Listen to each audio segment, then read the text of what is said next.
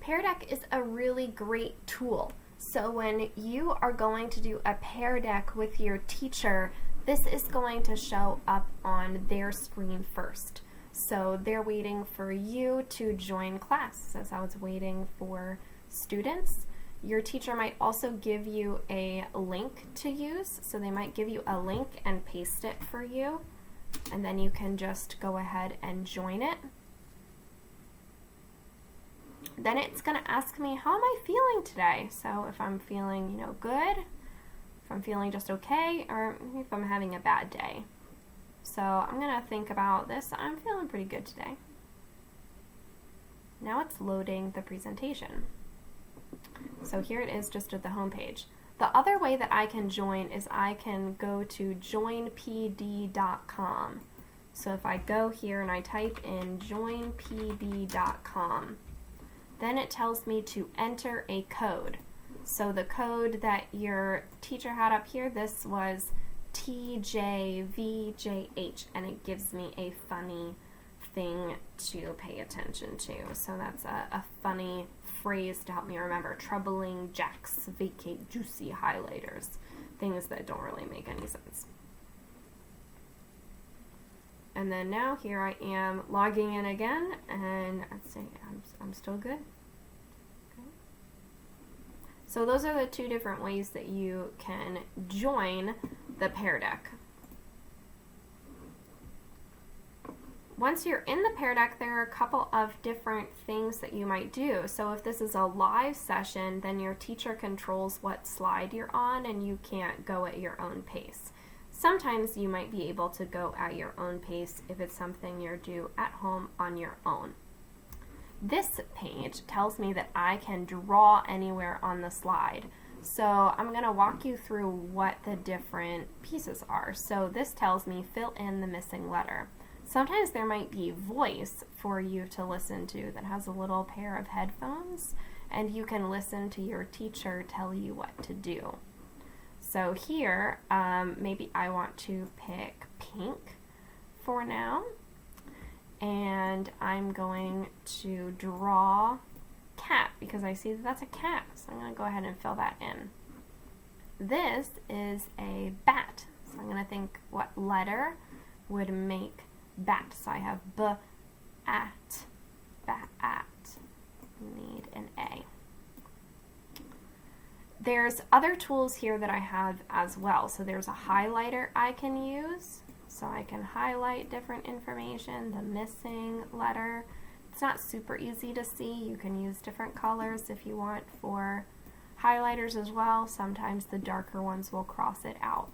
You can also use lines. So maybe my letters are very straight. So I can use lines to make my letters very straight and neat. I can also still add in actual text. So I can type text onto drawing slides. Maybe I want to add a caption to a picture I made. I can also erase. So if I want to erase parts, I just hold it down and I can erase different sections.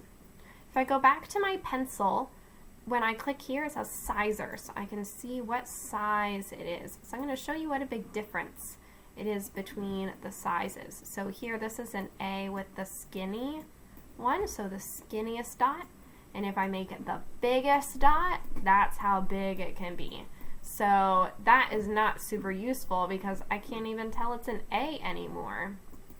So I probably want to keep it a little bit smaller so that I can still see what I'm doing.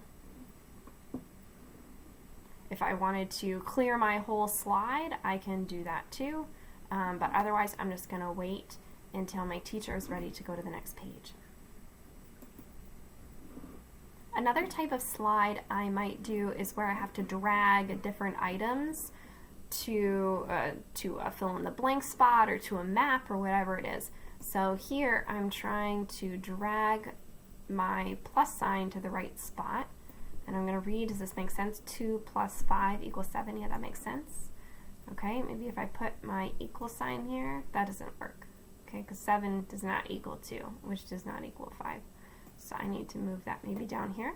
just 2 equals 7 minus 5. 7 minus 5 equals 2, so that works. And then I put my subtraction sign here, so I can drag those icons. So you might have that on a slide as well. This slide tells me to enter a number, so I can type a number of how many trees I think are in the schoolyard. So if I think about Louise Archer, there are quite a few trees. I am going to guess 237. And we'll see what other people guess too. Your teacher might decide to show the responses of the class. When they show responses, for the number line it shows up like this. For other ones it shows up differently. So if they show responses for other things, then you might be able to see other types of responses. But for this one, you just see what that response is. So you might be able to see one another's pictures. This is still completely anonymous, so no one will tell who answered what, which is kind of nice because then everybody can see and learn from one another, but you don't know who exactly got it right or who got it wrong or who's closer or farther away from a guess, so you can just learn from one another this way. Some slides might ask you to type things, so you can type a longer answer here. How do you think the child in the story feels? So this might be after reading a story and your teacher wants you to share a little bit. Once again, they might share your response too, but it will just be anonymous, so no one will know exactly who wrote what, but you can see the connections of what you wrote with what someone else wrote. So I can write here that I think the child feels sad, and then I might explain why. I can continue adding more to my answer if I want to, or I can write a long bit all at once. Sometimes you might have a multiple choice question where you have to pick between different choices. So this one is asking a math question. And then it tells me that I'm done. Before we dragged an icon, we dragged the plus sign and the minus sign, but you also might just drag something else. So you might just be able to drag a single dot around. So for this question of which one doesn't belong, I'm going to decide which one of these doesn't belong. So I'll put my dot wherever I think I could defend it. I might also need to move my dot along a number line or something else. So there's multiple types of icons that you can drag around, and that might be another way that you show your answer.